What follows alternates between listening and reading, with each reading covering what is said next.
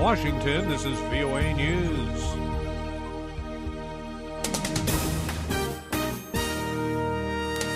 Iraqi Prime Minister leaves office. Israel-Gaza truce holding. I'm Ray Kouguell reporting from Washington. Embattled two-term Iraqi Prime Minister Nouri al-Maliki says he is stepping aside and will support his nominated replacement. Mr. Maliki was under enormous international pressure to leave office. He announced his decision late Thursday in a nationally televised address in which he pledged full support for nominee Haider al-Abadi.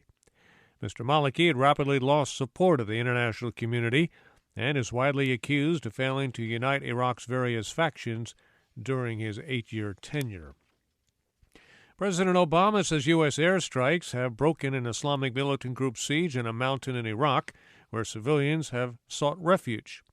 Mr. Obama said Thursday he does not believe an additional operation would be needed to evacuate the refugees targeted by the Islamic State for being members of Iraq's religious and ethnic minority. While on vacation in Massachusetts, Mr. Obama said U.S. airstrikes against the Islamic State militants would continue if the Sunni extremist group threatened U.S. personnel or facilities. We will continue airstrikes to protect our people and facilities in Iraq. We have increased the delivery of military assistance to Iraqi and Kurdish forces fighting ISIL on the front lines. And perhaps most importantly, we are urging Iraqis to come together to turn the tide against ISIL, above all by seizing the enormous opportunity of forming a new, inclusive government under the leadership of Prime Minister-designate Abadi. President Obama has ruled out sending any combat troops back into Iraq. Millions of people in the Gaza Strip in southern Israel are enjoying an extension of a temporary ceasefire between Israel and Hamas. Egyptian mediators brokered a 5-day extension of an existing truce to allow for more negotiations in Cairo aimed at reaching a deal to end the war in Gaza. The extension began at midnight Wednesday and remains despite a brief overnight exchange of rockets and airstrikes. There were no reports of casualties. Heavy shelling reported in rubble-controlled parts of eastern Ukraine Thursday. The Donetsk City Council reported that 2 people were killed, 2 shopping centers and a house damaged, all from shelling that hit near the city's center. It also reported a fire on the grounds of an oil storage facility.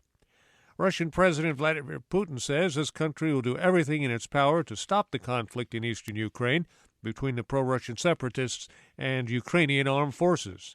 VOA's Gabe Joslow has more. In an address to Russian lawmakers Thursday, President Putin expressed his concern about the growing crisis in eastern Ukraine, saying the country has fallen into chaos and warning of a major humanitarian catastrophe. But Ukrainian leaders accuse Russia of continuing to send supplies to rebels fighting in eastern Ukraine through the porous border between the two countries. In a further escalation of tensions, a convoy of some 300 Russian trucks, said to be carrying relief aid to residents of the east, made its way to a rebel-controlled area of the border.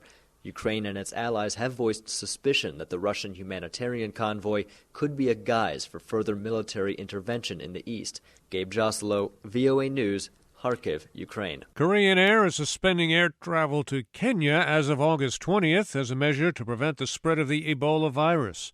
Similar action was taken earlier in the month by the Dubai carrier Emirates, which suspended air travel to Guinea. The World Health Organization says it does not recommend a ban on air travel to and from Ebola-affected countries in West Africa. Lisa Schlein explains. The World Health Organization does not endorse a ban on travel or trade. It says air travel, even from Ebola-affected countries, poses an extremely low risk of transmission of the disease. WHO Director of Alert and Response, Isabel Nuttall, says Ebola is not airborne like influenza or tuberculosis.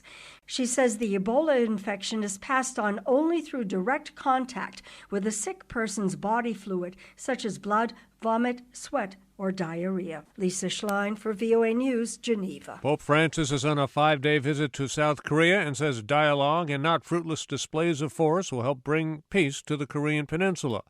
The Pope met with South Korean President Park Geun-hye after arriving in Seoul Thursday. President Park said North and South Korea should get rid of fear and nuclear weapons and instead concentrate on reunification. I'm Ray Kouguell in Washington. That's the latest world news from VOA.